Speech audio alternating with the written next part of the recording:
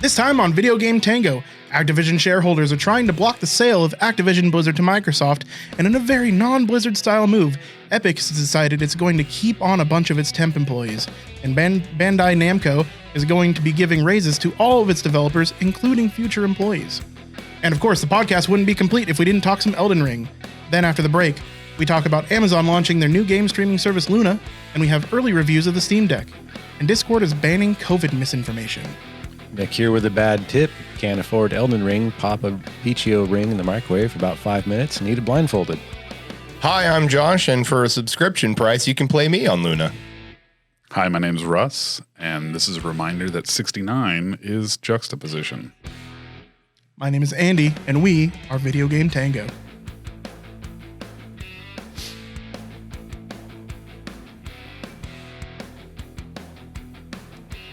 Guess what's in the news? Space Jam. Jupiter. 3. It's Activision Blizzard! Activision shareholders are suing to block the video game company's proposed $68.7 billion sale to Microsoft, alleging the deal will primarily benefit Activision insiders to the detriment of ordinary investors.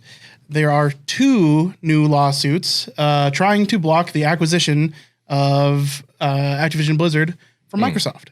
Lawsuits. Along with that, obviously the SEC is still looking into this, deciding whether this is monopolistic behavior or not. But yeah, how exciting is that? It's exciting. It's a little exciting. Listen, I have to have a reason Fuck you, Bobby. I mean, for the fuck you, Bobby button. I mean, I'd prefer to have no reasons to hit that button. Yeah. Which means he died in a fiery cloaca-related accident. If that happens, that's like the best reason for it. Because like we'd have to have an emergency celebratory podcast. We'd wear hats. We could wear Party hats. hats. Dude. We could dress up like Vin Diesel, and instead of chanting "family," we just chant "Bobby." I think it'd Bobby. be fun to have a Cosby pinata and just like whack the shit out of that, maybe, you know? We are way too white to hit a black pinata. Oh, shit. Yeah, God damn it. Let's not hang a black man from anything. Nope, and hit that it with was, sticks. I meant for the room, and I apologize. I'm going to, voted against making lynching illegal this week. So. Yeah, that's kind of cool. That, oh my God. We should have let I'm you so see sorry. how far you would have gone with the Cosby. Andy, please thing. edit that out. You can't. Yeah, you can. It's forever This is ingrained. live. It's in the internet. I wonder if you would have had that Surprise hand thought effect. when you're at like Food for Less and you're buying the black Jesus pinata Christ. and you're like, wait a minute. Wait a minute. So how about we just have one that looks like Bobby Kotick? Yeah. We could do that. So we have just a brown starfish. I spent a lot of time thinking weed doesn't affect me in the ways that it affects regular Hey, people. you can't say I'm racist because of weed. Okay. But that, every once in a while, boys, just... Why do you guys have a paper mache of giant just- bird shit hanging from your ceiling? It's the CEO of Activision. Oh, I see the Yeah, resemblance. dude. Working around his Bobby up there. It's fuck you, Bobby Day. So, moving away from Activision Blizzard, Epic Games is making hundreds of temp testers into full employees with benefits. How fun is that? Wasn't that one of the things they were being sued over? Activision not- Blizzard? Yes, Activision okay. Blizzard. Yeah, That's ongoing protests, unionization attempts. They crunch the numbers. They're like, lawsuit, employees. How much money does it cost? Well, and Activision Blizzard said, we'll take the lawsuits, whereas Epic Games says, these guys are doing a pretty good job. Let's give them some benefits It will and cost us full-time less work. money. Humanity. Really sorry to hear about Epic Games going under. Yeah. I know. All that money they're spending. I on mean, they employees. must have went under if they're paying employees more, right? Yeah, They have to living be wages. bankrupt? Listen, following in their footsteps of closures, we've got Bandai Namco announces significant pay raises for their developers. Significant. Significant. Did that They're going to have to happen- close their doors. $2 an hour. Did that happen after the release of Elden Ring? Maybe. Because that makes sense. They're like, oh wait, we're printing money. Well, if it was announced on February 28th, then it's probably been in the works. But that was in anticipation of Elden Ring, probably. Oh yeah, they probably had pre-sales. Yeah. So they're raising their basic salary for employees around 50,000 yen a month, which at the end of the day works out to about $5,000 per year per developer. Five. Oh, they're okay. Yeah. $5,000 a year. more. A year. Yes. Not total. total. Yeah.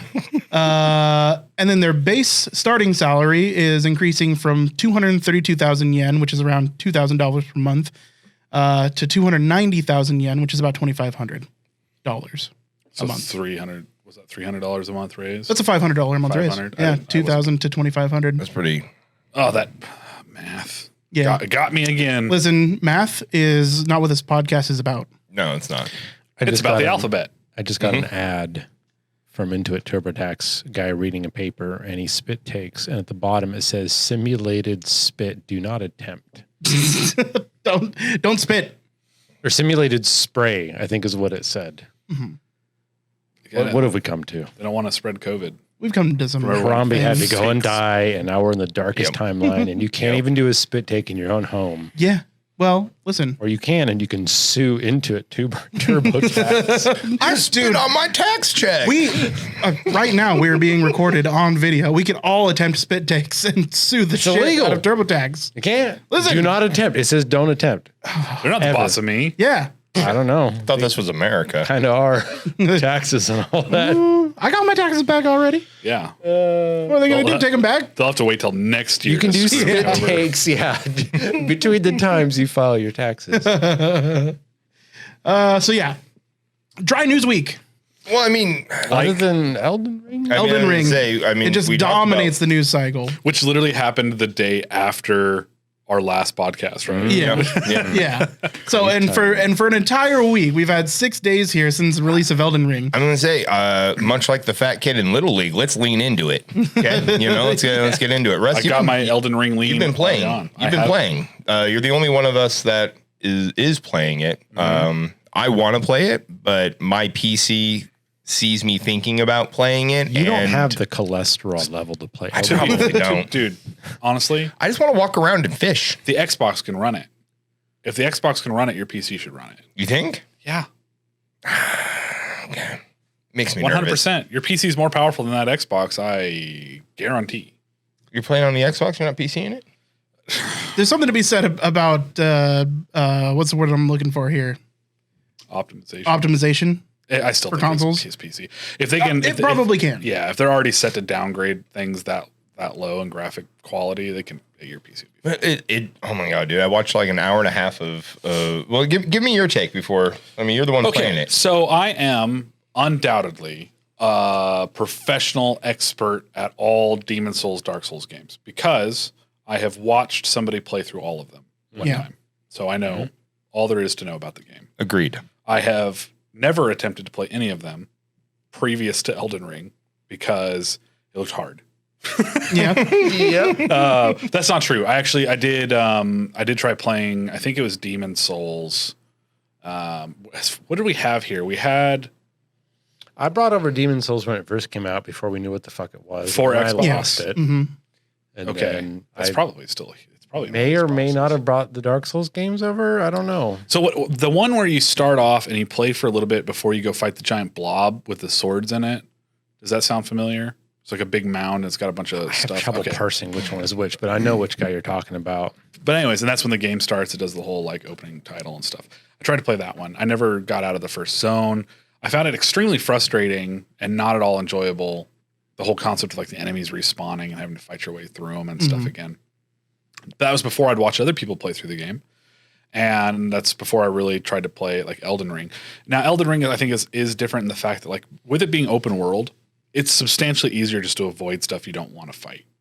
But having watched people play through the game, I also know that that's kind of how most of that works anyways. Like you can just avoid most things that you don't want to fight.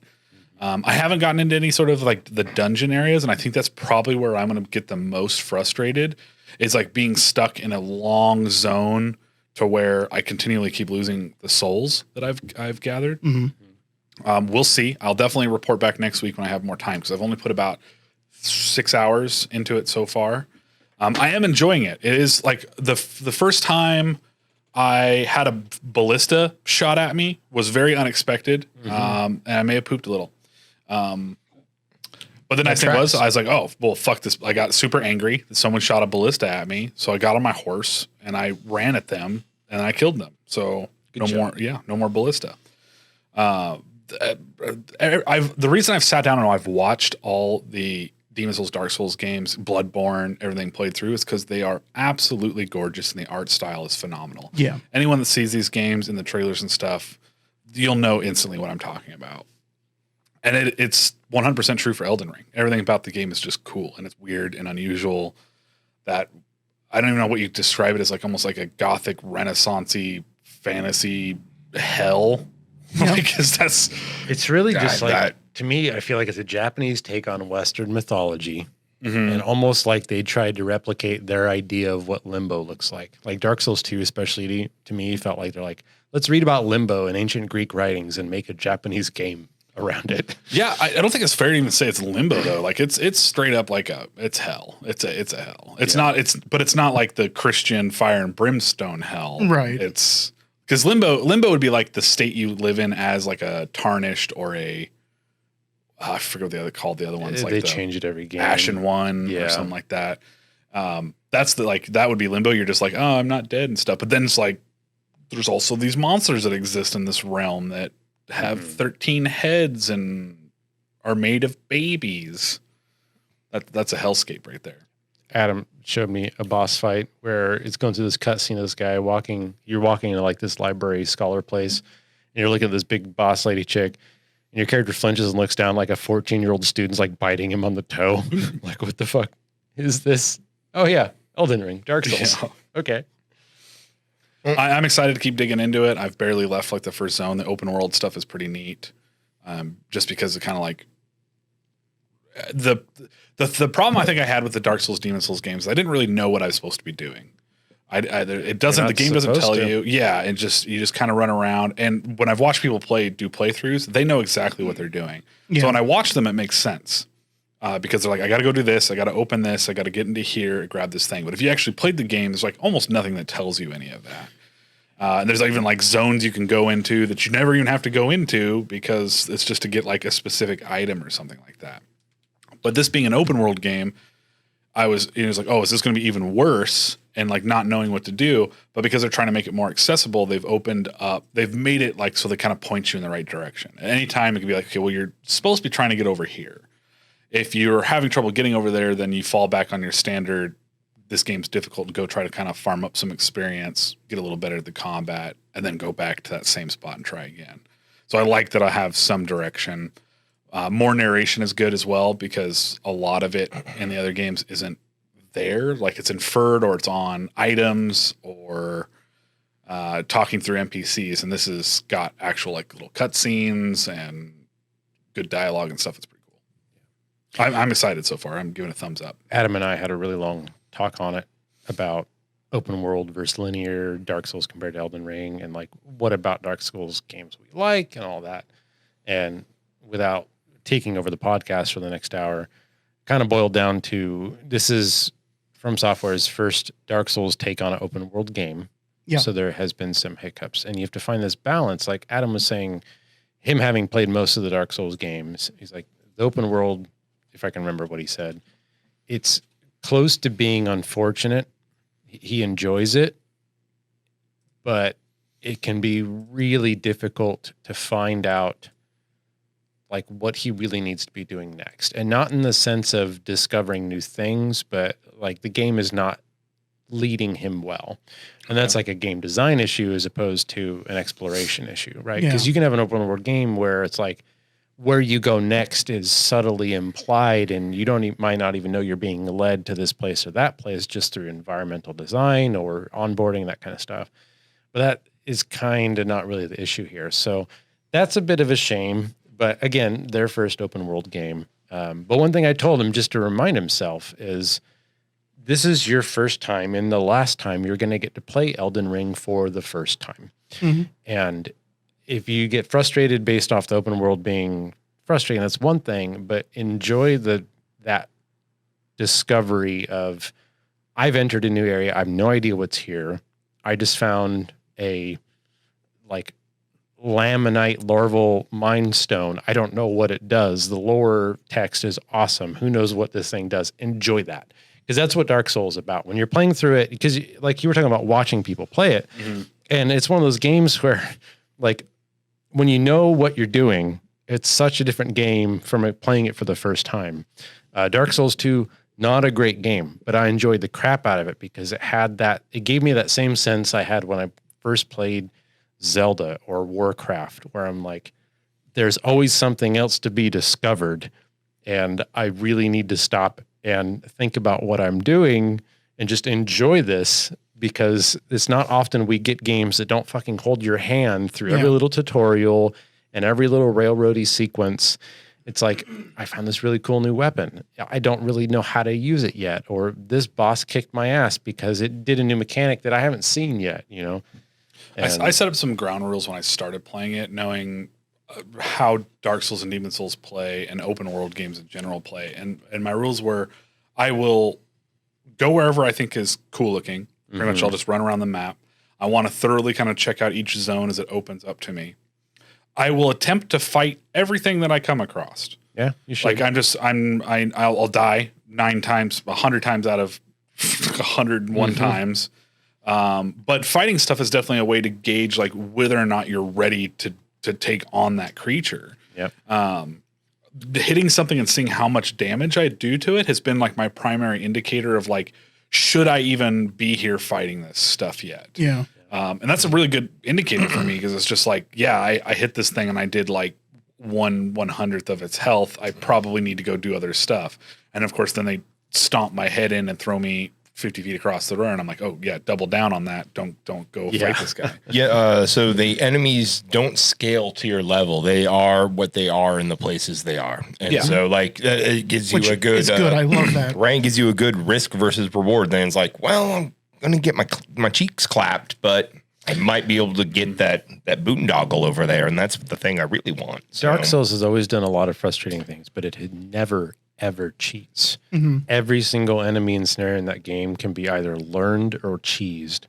And Adam was just telling me about a boss he was fighting early in Elden Rings that was just waffle stomping him, and he went back now 30 hours in the game, and he killed him super quickly, not necessarily through level and upgrades, but because the boss's attack patterns and movements were so basic compared to what he's been recently fighting, that on a meta level, he's learned how to just trounce this enemy. And that's what Dark Souls is about. It's like, you have obviously your level and your strength and how much damage you do, but if the enemy doesn't hit you because you can predict what they're going to do and you're not where they're swinging, it doesn't matter how much life you have, doesn't matter how much damage you do, you're going to kill them eventually. And that's kind of what was nice about the original Dark Souls, is you'd have a first couple enemies that have basic kind of attacks, and then you get like a couple weird enemies, and later on, the bosses have like literally a quarter of a second between attack animations, and that is your only opportunity to hit them, and you need to learn when to time that stuff. And that's all that. None of that's numbers in the game. That's teaching the player, like, this is how we expect you to fight the guy. Yeah. So yeah, and it's for someone that's never really played these games in serious depth, it's hard. It's like trying to get used to the controls, and it doesn't hold your hand as far as the combat mechanics and stuff go, because it's you really have to try to gain what information you can from like how they're attacking you, because like time. So you play a game like, take Arkham Knight. Someone's going to throw a punch at you and stuff like that, and you're just kind of mashing the counter button the whole time. Or you have stuff light up above their head that's just like, now's the time to do the thing. It's not present in this game. You got to like try to think like, this sword's coming at me now. I need to do a thing to get out of the way. And it is extremely frustrating learning this, because I don't know when like the invulnerable iframes, take place of when I'm rolling, or if and sometimes the game loves to fuck with you as far as like, okay, this boss, like you take it in comparison to another game you've played, where like, okay, well, this guy hit me, he's winding up, hit me again, and then hits this in this third combo, and you're like, that's probably the end of the combo, because I've played Assassin's Creed, and this is how people fight, and then it will do a fourth thing that you're worst, like, well, god damn it, I was just thinking about it. The worst is when like a boss in Dark Souls will lift up its weapon, and then it starts to move, and you're like, that's a telegraph, and it's like, no, it's shifting its shoulder before it swings at you, Right. just to trick you into dodging early, and you could just feel the designers fucking laughing in your face as you're sitting there flat on your ass in front of him as the sword comes down. Yeah, for sure. And or the giant monster wielding the giant two-handed sword, and he like jumps back and starts throwing or having ranged attacks against you because he thought you were safe at a distance. Exactly. Yeah, or they'll clear a gap 100 feet across man. because you get too far away from them. They're like, fuck you, 8. The full screen leaps are a number one way that like I pee a little pucker. bit every Yeah. time it happens. Yeah. It's the nice thing is that out in the regular world you can run away from most things. They will de-aggro. Stuff you learn because they don't tell you about the game. You can pick a talisman when you make a character. The talisman can be really important. One of the talismans is starting with something called the golden seed. The golden seed gives you an extra life flask usage, and you find more of them in the game and stuff. But that is a huge quality of life increase if you're just starting the game to have a fourth heal in the game. Yeah. So not only did I find that out, but I also found out through just kind of looking through my menus that you can reallocate how your charges are split between your health flask and your mana flask. I don't use mana. So now I'm level 18, 6 hours in the game, and I'm Going like, without all these life potions. I can just give one of these over. Now I have 5 health potion uses, and I'm like, I'm ready to jump back in the game and try this some more because I'm like, I'm going to live so much longer. Now it's Dark Souls, and that doesn't apply because you get one shot all the time. But it is nice that I can run away and I have a couple more heals before. Because I don't know if do you know, Josh, because you haven't played any of them really. No, not really. You only really typically recharge your health flasks after resting at one of the rest sites. Okay. Okay. So they're pretty precious to you while you're out running around. Now there are some mobs that you kill and stuff that'll actually give you some health flasks back, and I've just recently discovered that. But having 5 versus the 3, it's huge. Beans Breens right there. Dude, that's what you want. I'm stoked. Yeah. My recommendation to you, Russ, is when you come across a new boss, my modus operandi is usually go into the fight without any pretension of doing anything spectacular the first time. Oh, yeah. And just get a basic feel. And then the next 2 or 3 lives, go in there and just try to survive as long as possible. Don't do any damage. Just watch it, learn its patterns, learn how far away you can get before it switches attack patterns, because they have ranges. You know, you're like, outside this range, now it does this attack. And then you get a couple lives out of you, and you're like, okay, now I can actually start attempting this boss. And you just got to get that mentality that failure is assumed and not an issue and not a bad thing. It's frustrating because it isn't not, but usually 3 to 8 attempts with most bosses, assuming you don't get stuck on one, and it depends per player. Like I talked with Adam a lot. Some of the bosses we talk about in the older ones, he'd get stuck on one and I killed it on the first try. And other ones, I'm like, I've been on this guy for a week and I don't ever want to play it again. He's like, just get good. I killed him the second try. It's like, my biggest thing is on I'm your play style. Definitely trying to not cheese anything if I can. Yeah. I mean, it's a good self goal. It makes you feel much more satisfied. Yeah. And that's kind of what I was talking to Adam about, is like this game, Dark Souls, provides you the opportunity for a level of immersion satisfaction that most games don't. Like, Josh has played a lot of his Paradox games, and you can get so much satisfaction out of pulling off something that you've been planning in game for years or out of game for hours, and you're like, I made it work. And Dark Souls is like that, where you know that you deserve that win because you finally did it. And it's not often you get that opportunity much. So yeah, take that time. Like Dark Souls 2, I decided not to use magic on a whim, hair up my butt when I first started the game. Horrible idea, but I was able to beat it without ever casting a spell. And you don't get anything for it. There's nothing to do there, but it was different from the first time I played the first Dark Souls, and it was a fucking challenge, but it just makes you feel awesome. It's my intention to not use like projectile magic as much as possible. Good fucking luck. Well, I have a projectile weapon. I have a bow. Yeah. And I use that mostly for like Pulling enemies. Yeah. Which is a good thing to do. I'll probably use the magic if it's considered magic to like summon the spectral allies, because it's good for them to distract with aggro. One thing Adam found out, he accidentally held down one of his spell buttons too long and found out the spells you can, if you charge it, it gets better.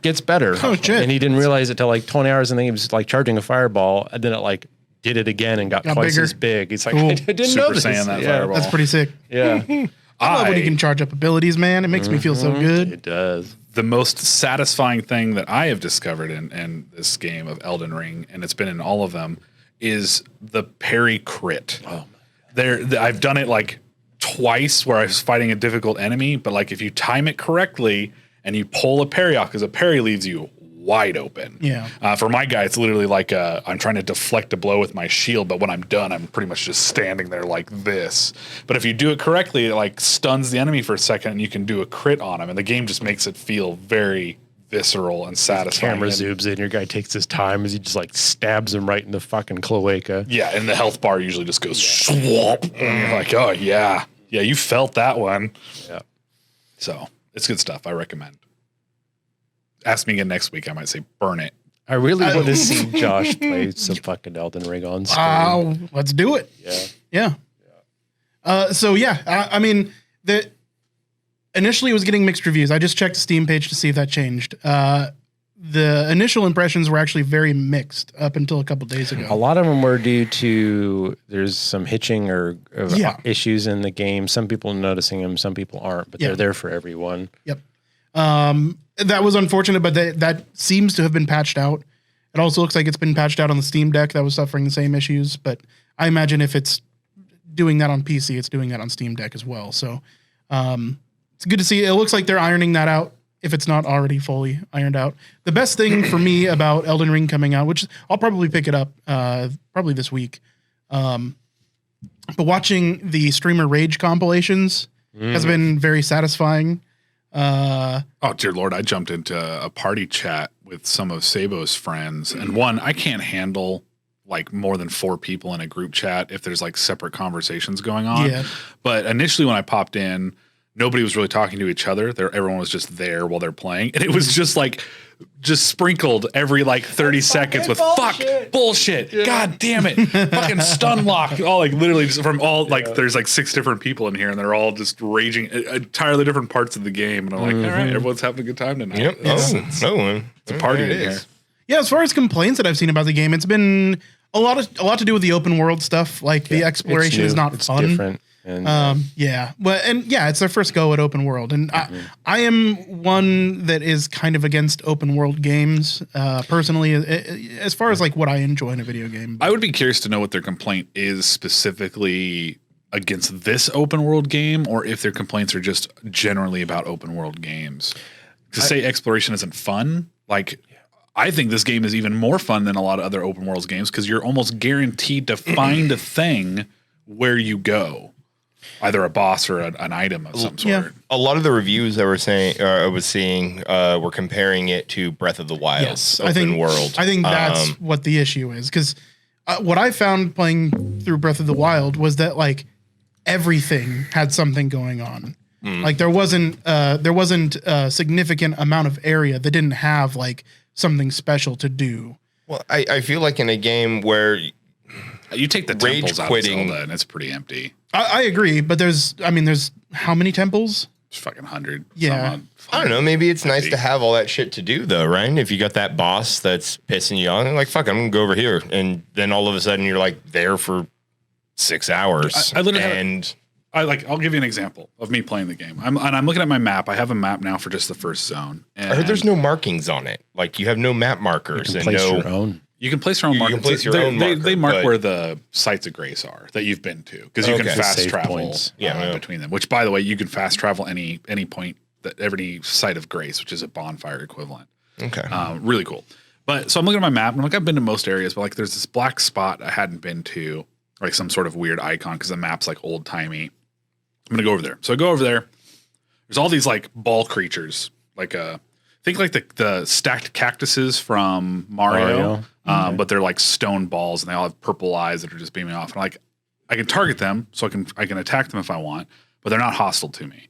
And I keep going deeper into this area, trying to get to this specific black spot. And I notice there's a big sunken dome with like a light in the center of it. And I'm like, all right, let's go see what's going on here. And I'm in my head, I'm like, I'm gonna walk in there. A boss is gonna show up, and we're gonna fight.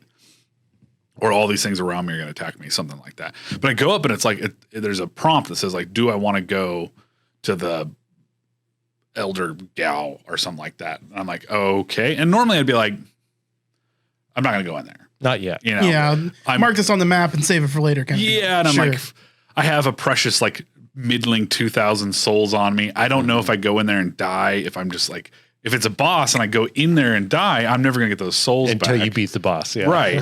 And And even then, if I die, if I don't get them back each time I'm down there, they're gone forever. And it's laughable to think my 2,000 souls are precious to me right now. Early game though. Yeah, because later on you're losing like 30K or something, and you like shit a brick. But then I was like, fuck it, let's go in there. And so I go in there, I zone into the area, and it's a boss. He's got his name, pops up, big bar. He immediately one-shots me, and I'm like, nope, I'm not going back in there. Like I didn't even have a chance. I just rolled up, and he just was like, and he hit me with like massive bleeding damage too. So I'm like, I am unprepared. Yeah. But then I learned from that because one, I know what's there now. It's clearly marked on my map by not like a marker, but a map drawing. And my souls were actually outside of the area I zoned into. That is very kind of them. Yes, it was extremely kind of them. And I was like very pleased to know that was the case. So it's having played, I tried Bloodborne. I bounced off of it.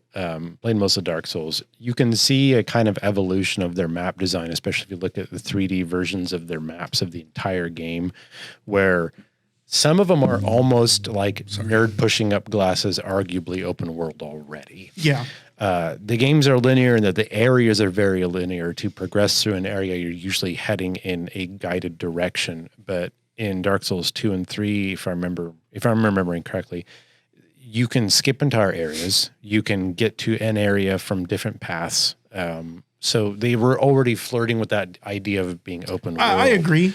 I watched a lot of the remasters of Demon Souls that came out for PS5. Yeah, even the original Demon Souls was like that. Yeah, like super large areas. Like I was watching Asmongold play it, and there's this area where the map is big enough that there's 3 fucking dragons on a cliff, and they're just a part of where he's at, right? And not an insignificant one. It's 3 fucking dragons, and they will murder you at the sight of you. But I was watching him trying to suss out how to kill them all, right? Especially since they like all alert each other when one takes damage. So I was trying to. It was interesting, and just the overall scale of it already seems big enough that you could almost classify the games, even the earliest of the games, as open world. Yeah, I don't see that. Now, I think there are specific open world mechanics that you're getting in Elden Ring, like having a horse. We have to define no loading screens at this point what we mean by open world, right? But like they're getting there, right? Yeah. Yeah. And one of the coolest things that, like, again, this reminds me so much of my childhood playing role-playing games. In one of the Dark Souls, you come across a dragon on a bridge, and the first time you encounter it, it's like up on top of the bridge, and its tail is swinging off the bridge. And every once in a while, it comes into camera frame. It's like, oh, there's this dragon. That's your first thought, is this tail is massive. There's clearly a dragon. You try to go up there, but he's far on you. And someone tells me, like, months later after I played the game, they're like, did you know you can shoot its tail off and get a dragon tail sword? I'm like, what a fucking cool thing. That like, that's like the Pokeball behind the van in Pewter City when you first play Game Boy, Mewtwo's in there, right? It's that like secret thing that you heard from your friend. Like it's just a neat thing you could put in your game that most people aren't going to experience. Oh yeah, that's super But that's cool. not a part of their playthrough. That's something I was telling Adam, is there's both a pro and a con to failing or succeeding at certain things in Dark Souls. Like if one player decides to follow a guide and do things, they get that satisfaction out of having done things correctly and they manage to beat the game. Another player sucks at it and they've chosen to do magic only and they get killed by his boss 400 times and they eventually win. They get the correct satisfaction of having beat that boss in their own way. And they're both right. And neither of them are incorrect. But it's that level of immersion that you can really only get in a game that lets you fail so much. Yeah. And that's what I love about the Dark Souls games. Man, you got to enjoy that failure. You just made me think, like, as soon as you brought up the rumors in Pokemon, right? Yeah. I remember that was playground talk for fucking it was forever. Serious business. Yeah, big time. Yeah. I mean, people bringing their Game Boys even with the fear of them being confiscated, that one guy in school who went to the Pokemon Mario premiere and got the fancy Mewtwo card in the weird language. And you're like, oh, that fucking lucky bastard, Yeah. Yeah. It makes me wish that we had adult recess. Oh my God. Like, fuck breaks at work. Everybody takes a break at the same time. Yeah. It's 30 minutes. It's mandatory. Mm-hmm. Go enjoy yourselves. Play some fucking dodgeball, bitch. That would be fun. If only, right? Because I would love to spend a little bit of time with my coworkers. Some of the coworkers that I've never talked to, and be like, and discuss like, DPS of different weapons in Warzone. You know what I mean? Yeah. Like that'd be fucking sick. Yep. All right. Well, you heard it here, big business. Adult recess. Recess. We demand recess. Unionize. Give us recess. Call it structured entertainment. Yeah. Perfect. On that note, are you guys ready to take a break? I am ready to take a break. It's about break time. Let's go ahead and do that. We'll be right back. Time to squeeze. Kona, why the fuck are you pressing 300 militaries at once? Who do you think you are? Poutine. Putin. He's the gravy-flavored Russian president.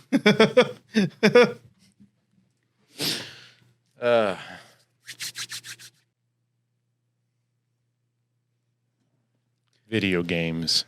Tango. The distraction we all need. So, well, yeah, especially after that depressing talk we just had. So there have been another couple big announcements this week, other than Elden Ring. I know it's weird. I don't believe you. Yeah, I haven't heard anything else. Skeptical face. The Steam Deck came out Yeah. to solid reviews. Now, Middling fanfare. It's like 3 poppets. so I was wrong last week when I said that their pre-orders were in the tens of thousands. They're actually hundreds of thousands that are not just pre-ordered but paid for. Nice. So they've ramped up production quite a bit. They said that they should be able to meet 100% of the demand that they've already said for, and they're actually optimistic that they'll have them out earlier than they thought. You know what I love? When people pay for shit before it comes out. Yeah, it's the best. Now that they do have proof of concept because now it is out. It's a little bit different than a shitty Yeah. video game. For sure. And it's a little bit different than crowdfunding. They just, you only had to put in $5 to reserve your spot in line for your Steam Deck. Did it have to be wrapped around your dick? No. Okay. Just checking. Just your EP. Pertinent to a different conversation. But So it does seem like it was not a flawless launch. The hardware apparently is fantastic. It's great. But there are some software problems. And Bubsy 3D. what? Bubsy 3D. That is a software problem. Installed on every Steam Deck. No, software problems are a nuisance. So far, it hasn't been like big crashes or anything like that. But what we have been seeing is like little things, and enough little things turn into a big thing, right?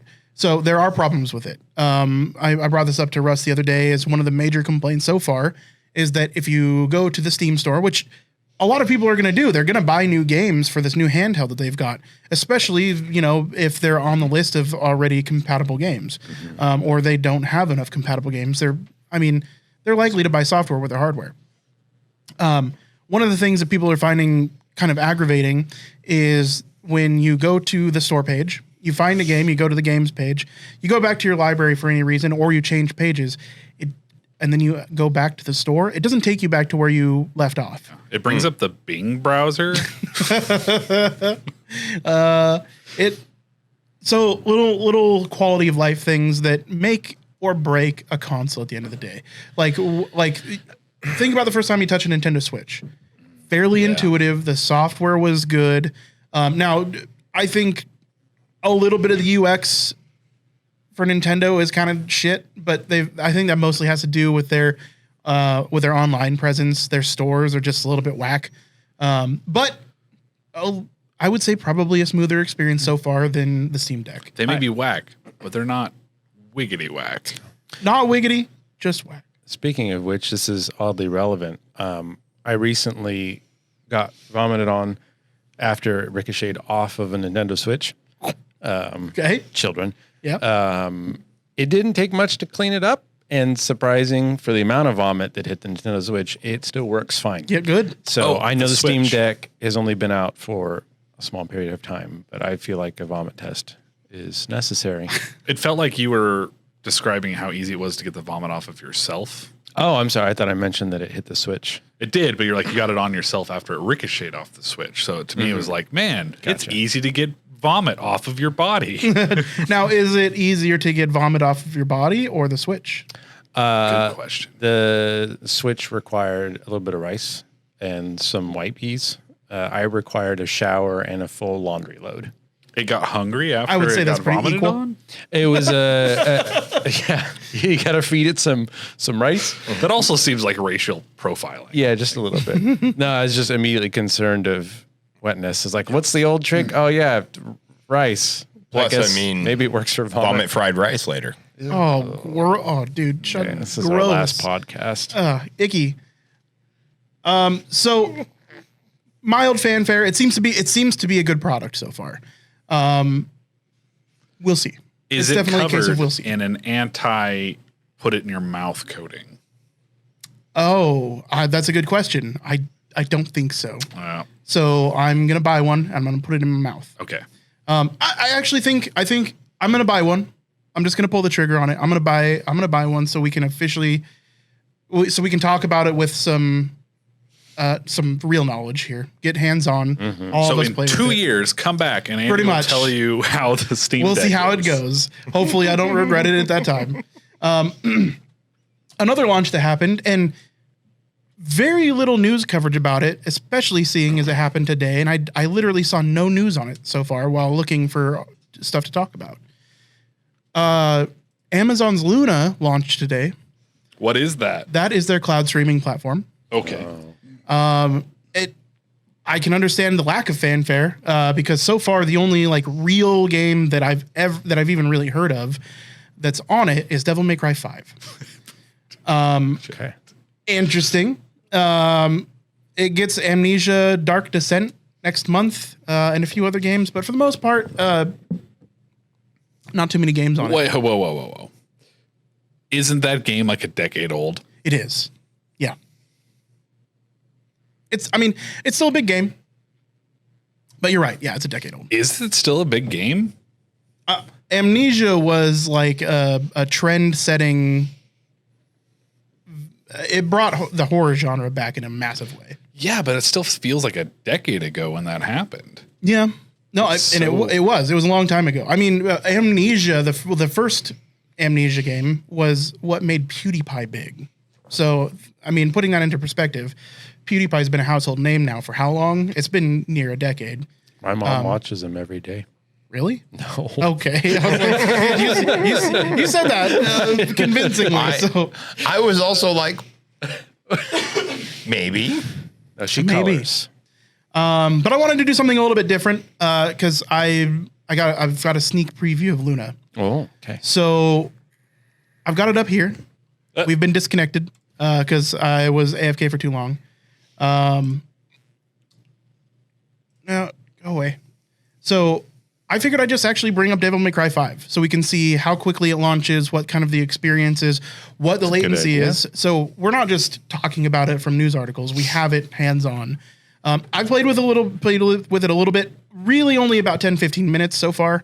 But I've got Devil May Cry 5 popping up here. It's actually just played in the browser. Not installed on the computer. Not installed on the computer. on another computer. Correct. Yes. Just- This is not playing locally. This is from Amazon's web services. It's popping up pretty fast. Yeah, I mean, it should, right? I mean, Yeah. you're thinking you have the power of AWS behind it. It should run pretty smoothly. Does it All-wheel have the Steve? power of Christ and anime on its side? I at that hand, don't Russ. know I mean- about that. That's a good question. I suppose we'll find It out. looks like it does. Isn't this Anime and Christ the video That is- game? That's is- what I'm saying, man. yeah. I think we found it. I was actually really surprised at how well it ran. Now, the biggest issue that I had with it is it's running in 1080p. My main monitor on my gaming PC is 1440p.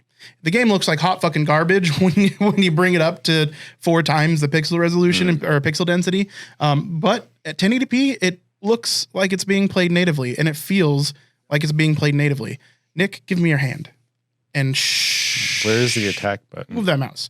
It's left click. I mean, this game looks pretty. It's not bad. No, it's not bad considering It's that pretty good. it's going all the way through the internet. Is that the Yep. drummer from Def Leppard? Maybe it could be. I have no idea. I own this game, but it's a game that's been sitting in my Steam library for, I don't know when this game came out, 2 years ago almost. I still haven't played it yet. Poke that floor testicle. Oh, I'm definitely going to poke the floor testicle. Flesticles. So it's running Oh, it's smoothly. got a fucking scrote head. It's running at max settings. It's running at what I assume is at least 60 FPS, with no real hitches, stutters. It feels It looks pretty smooth. it feels damn near local. I can tell that there's just the tiniest bit of latency, but I could adjust to this no problem. You just gave that guy a D. I mean, I always give him D. That's like if a testicle, like a sac, had a cloaca. Cloacal sac? Yeah. Cloacal sac. Store some for later. Yeah, but anyways, we're basically just going through the beginning part of the game here. It feels totally fluid. It's good. I could see this what we actually need panning out. is good streaming games. Yeah. Don't have now- like an input latency. There is a little bit of a caveat here. Uh-oh. So I do have Amazon Prime. I've got Twitch Prime. I've got all the primes. However, this does alert me that I can start a free trial or I can pay $7.99 a month. So it does look like Amazon's Luna is going to be $7.99 a month. Okay. They've also announced that they're going to have a huge retro catalog coming out soon. They've got a shitload of SNK games that are going to be coming to the platform soon. They already have King of Fighters 98 on here, or coming next month, rather. I know when you're a publisher like that, you have all these games in your back catalog. You're like, just fucking throw them on there, get a catalog going. You probably shouldn't lead with things like that. You know, DMC is a great one to lead with.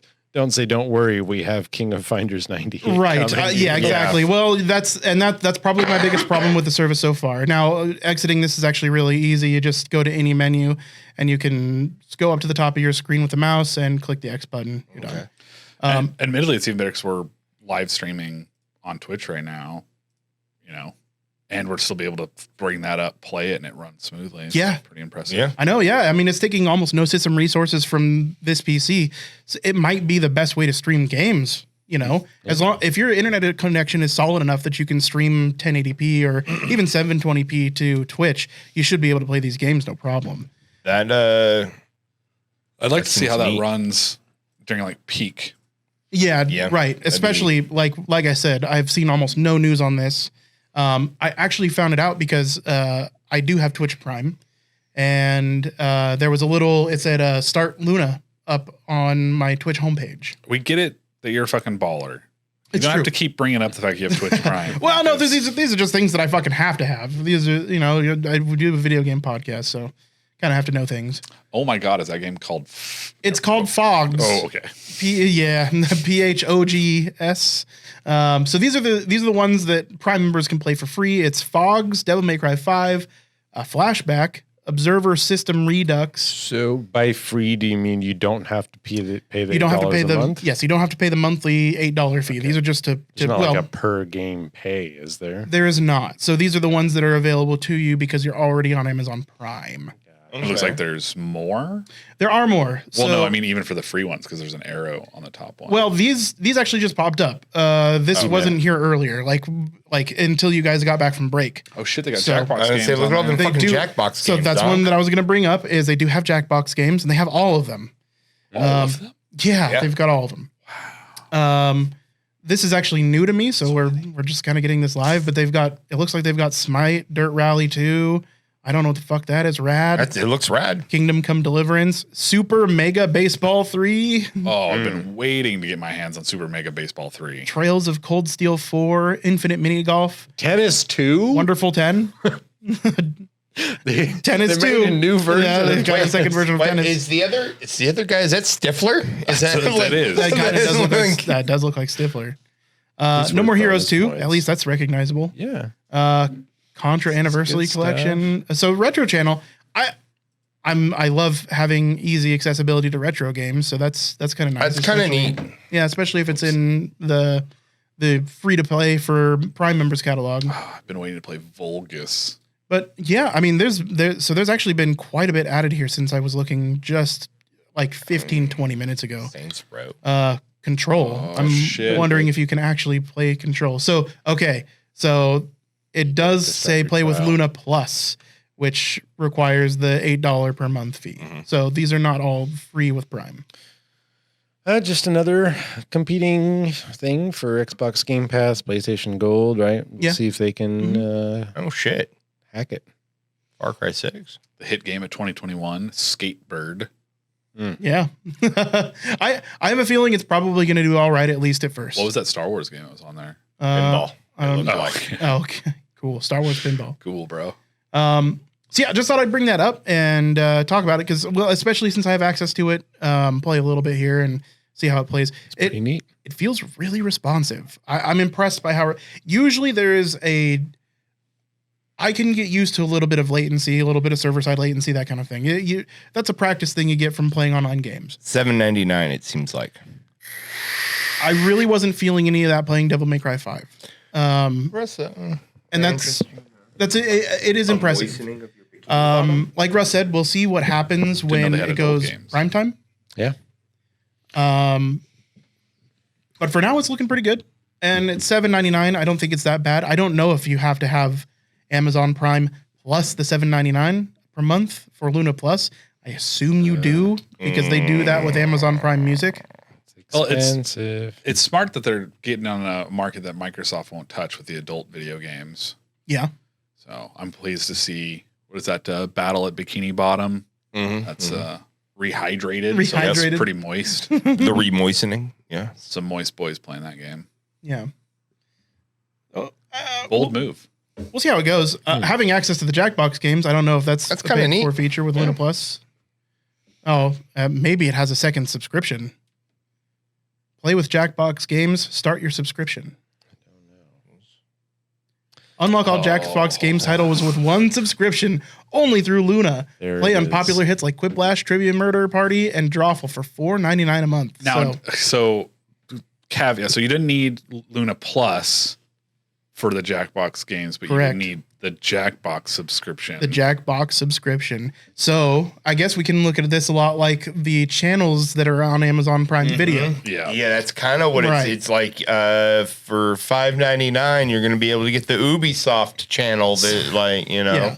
So on top of your Amazon Prime subscription and probably Luna Plus, if you're into this, you got to pay $5 a month for the Jackbox bundle. Go check the Ubisoft. Look, It's $18 a month for the Ubisoft channel, Wow, really? according to this article. Oh boy, that's a bit fucking steep. Get fucked. yeah. Had us for a minute there. So, oh Yeah. my God, did you like? Have you ever had the energy just get sucked out of a thing so fucking hard? Yeah, gasts. Happens all the time. Ubisoft account required, so it looks like you can just stream games if you already have the Ubisoft subscription. Oh, well, I mean, okay. But I mean, and we already know that an Ubisoft subscription is like $18 a month. I don't know what the price I'm is. looking right at The now. Verge here. Luna Ubisoft Plus is Plus. $6 a month. Ubisoft Plus is $18. Family channels $3. How do you get off thinking you can charge the most for your channel and you only have your own games? Ubisoft Plus. Oh my God. That's like Please. $15. Man, Stream's fucking getting all of 33. your information. Yep. Oh, Subscribe they now for dropped it down $14.99 to a month. 15. Okay. Yeah. Wow. Yeah. Well, that's going to get expensive quickly. Yeah, no kidding. It's, Amazon, listen, all right, boss, Bezos, Mr. Bezos, license these fucking titles. Jeffrey. Like really, let's be realistic here. Asking $7.99 a month on top of Amazon Prime, that's one thing that it's relatively forgivable. You are we are paying for an additional service on top of what was promised with Amazon Prime. But use your Bezos bucks, the mountain of them that you have, to maybe license these games out for your subscription service. Honestly, dude, at $7.99 a month, looking at all the fucking titles there, I was like, oh shit, that actually It seems had pretty. promise. Yeah, it had Yeah. promise. Like, and then all of it just that quick. Subterfuge. Yeah. So yeah, just license that shit. I mean, the Luna Plus channel does seem to have a lot of games. yeah. None that I think that I might pay $8 a month for. But that's yet. We'll see how it evolves. Like I said, it launched today. Yeah. Yeah. So I mean, We'll see how it goes. The early look, as far as the tech goes, great. But as far as their subscription model and their pay models, I don't know about that. yeah, that We give it a round of get fucked. yeah. Hey, it's a whole new world Amazon's jumping into. We'll see how they do. I mean, it's Well, yeah, sure. That was funny.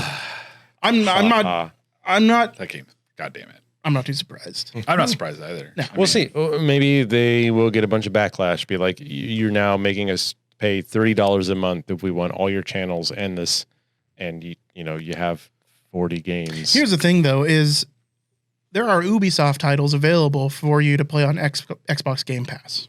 Yeah.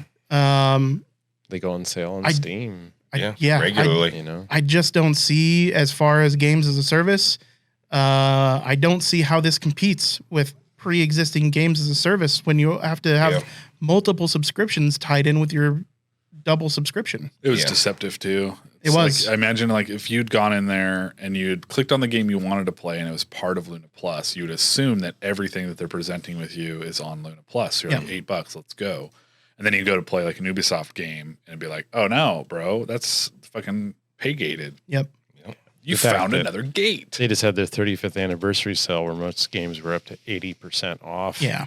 Sure, that's going to add up to more than $15 a month if you buy a whole bunch of them at once. But you're going to forget the subscription. It's going to be another $20 you lose in a month, $30 you lose in a month.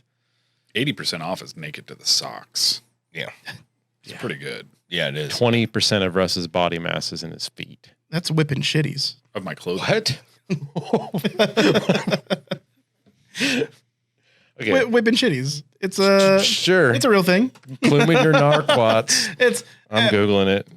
Okay. Oh, well, I was just going to tell you. So it's doing a donut. Doing donuts in really cheap cars. I might have heard that. Whipping shitties. It's also a band, which we need to check out. I've never heard of whipping For sure. shitties. It's something that I didn't just learn about it, but I hadn't heard it in so long that I was like, dude, I forgot that saying existed, and I fucking love it. I just learned thoughts and acronyms, so my mind's already blown for the night. Yeah. Okay. Got that hoe over there. I don't have a lot more news. I've got a little bit. Discord has banned false or misleading or likely to cause physical or societal harm rhetoric about COVID-19. It's no longer allowed by the terms of service to be spoken of in misleading or misguiding or misrepresenting terms. Okay.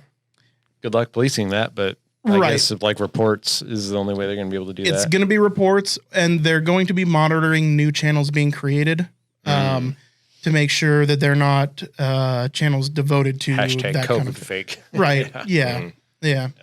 The scariest thing about that news is that what that's implying is that there's probably been an influx of people leaving the other social media websites to form their own groups to where they can talk to each other about the misinformation or about COVID conspiracy theories. Now, you'd think that would have shrunk in the last few days, at least, seeing that Trump launched his own social network, Truth Social, man.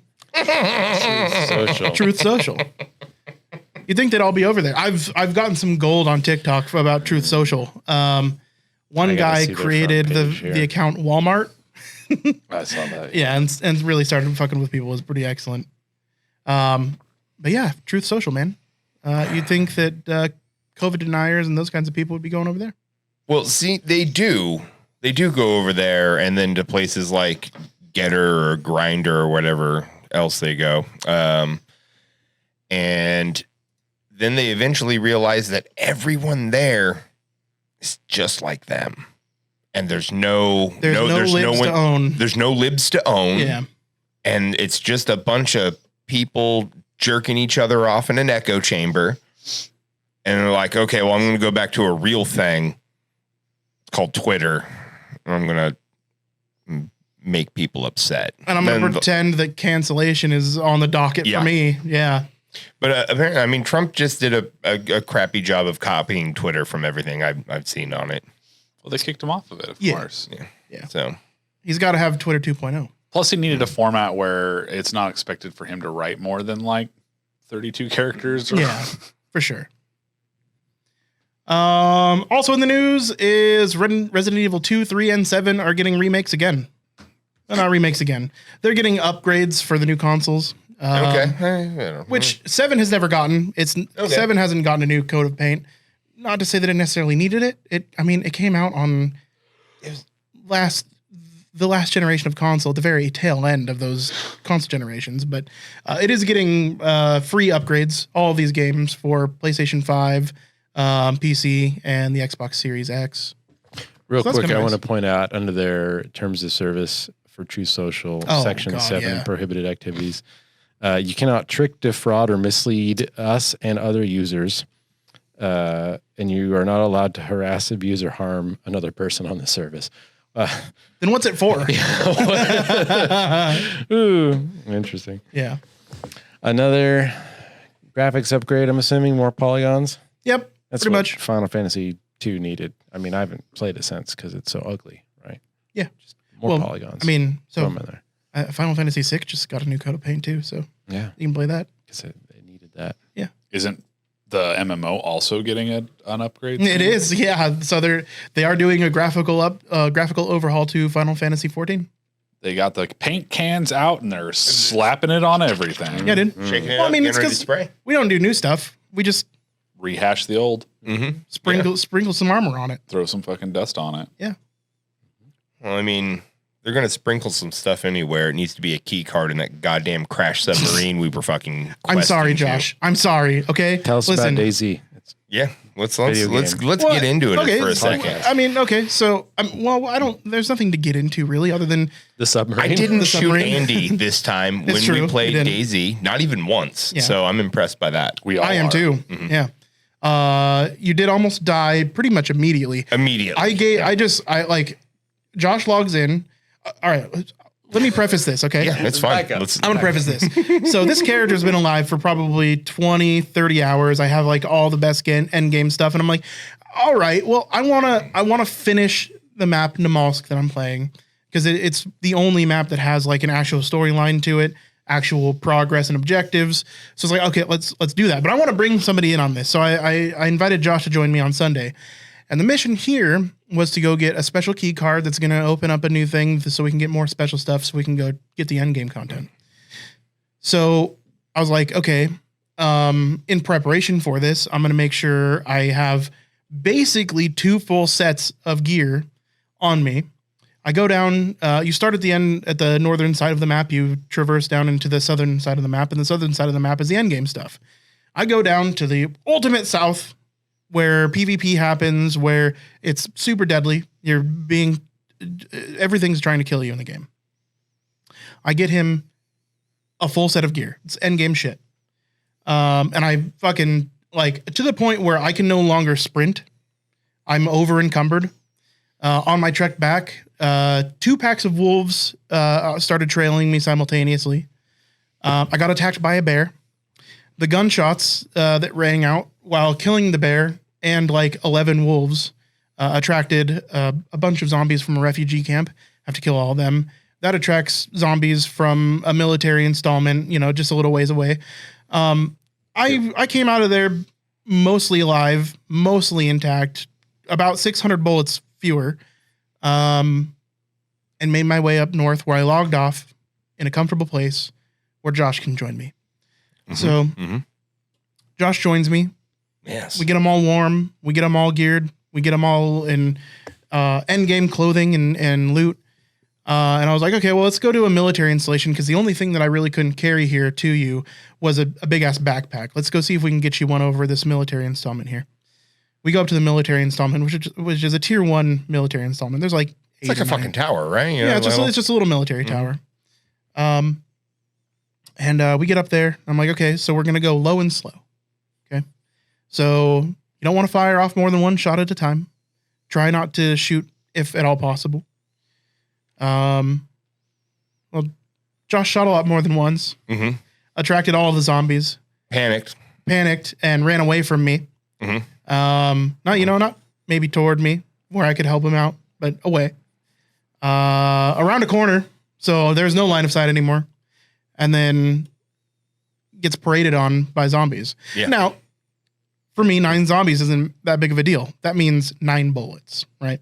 So I kill them all. I resuscitate Josh. I continue to have to resuscitate Josh for about the next 20 minutes. About every 40 to 80 seconds, he passes out due to blood loss and the amount of trauma he's taken. Yep.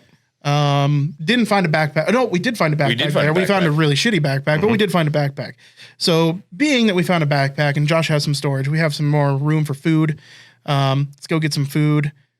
We do that and we go to the like polar ice caps so we can find a submarine that's been abandoned. The submarine is supposed to have end game loot. And unfortunately, once we got there, it had no loot. Motherfucker was empty. So we cheesed it. I was like, all right, let's leave. Let's get far enough away from it that we get zombie respawns and loot respawns. Come back. There's no loot in it. So I was like, all right, well, let's go ahead and log for the night. So now we don't. Now we're gonna. We do. Well, the only thing is Andy has an idea. How many times but did he shoot you through all this? none. Josh only almost died. I thought you said you were 2 for 10 for shooting Andy. Well, it was 2 sessions. 2 sessions out of the 10. Oh, he hasn't shot me. Yeah.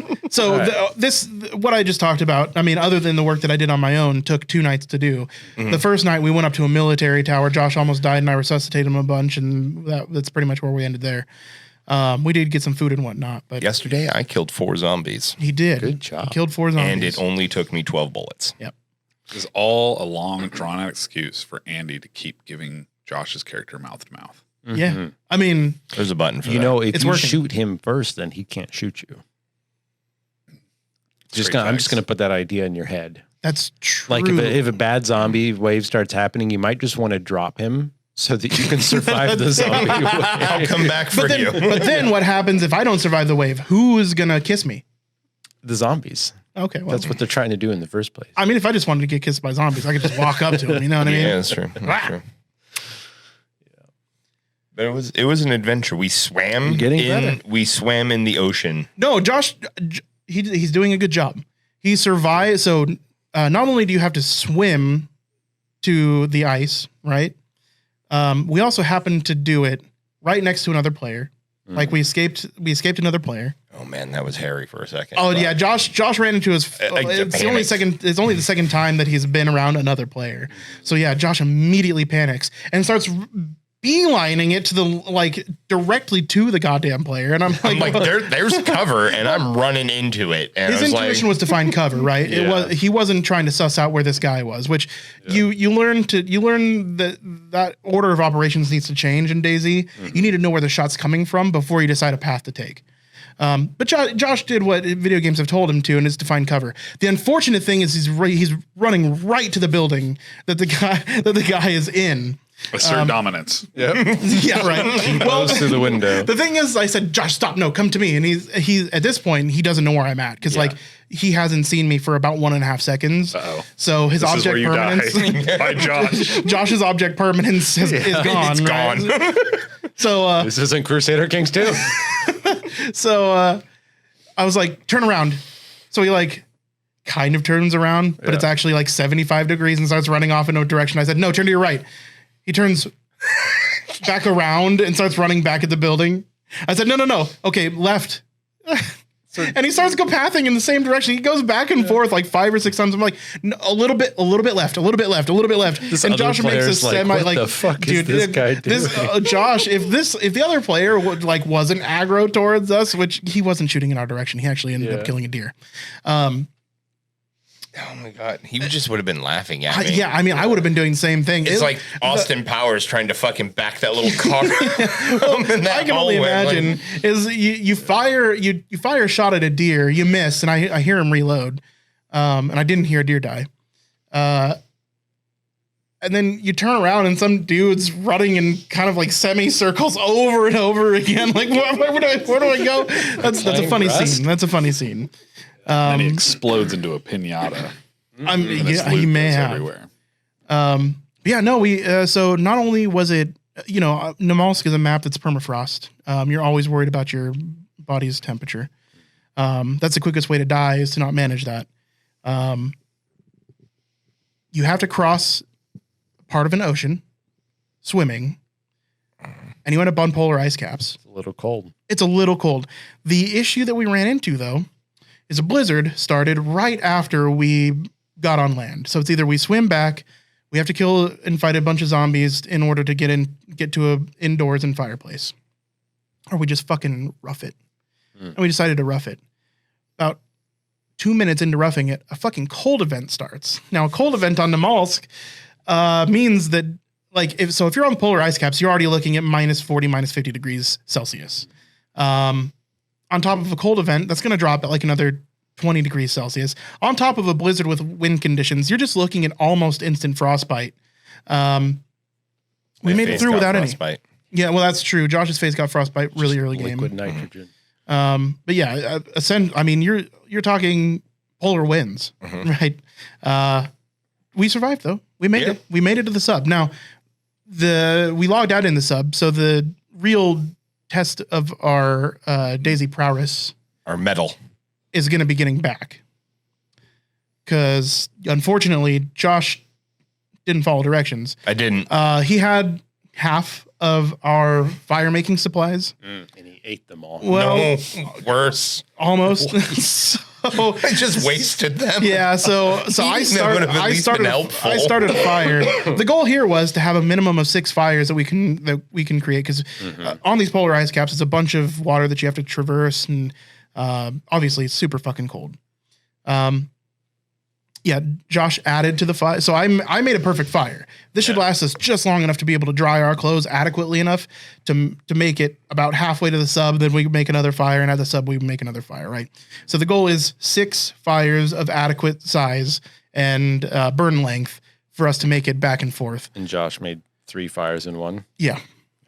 So So it's going to be interesting getting back. Might lose some toes, might lose some fingers, maybe a nose or 2. Well, we only have one between the 2 of us, but we don't need toes to make friendly fire, so should be fine. That's fair. Dude, maybe I turned Josh into a tauntaun kind of situation. Just light him up and open him up and live inside him for a minute. Smelled bad on the outside. Yeah, but that's our story so far. That's what we've done. So instead of streaming it, I figured, we'll just tell it to you on the podcast. We've had a little adventure. We did. And I'm having a blast, Josh. I am. I'm having fun too. Yeah, I'm very much enjoying myself. Now we got to find that motherfucking key card. We got to find that fucking key card. Yeah. Good luck. Thank you. It's not there. I missed it. Oh, you got it. Well, does anybody have anything they'd like to add? No, sir. Josh just touched my nipple. As he does. Yeah, I mean, he'd do. That'd be a Josh thing. Mm-hmm. Bullseye and Womp Rats. Yep. My T16s. Fully auto. Good night. Good night, everybody. Good night. Thank you for listening. Facebook.com/VideoGameTango, VideoGameTango.com, Twitter.com/VGTango, Twitch.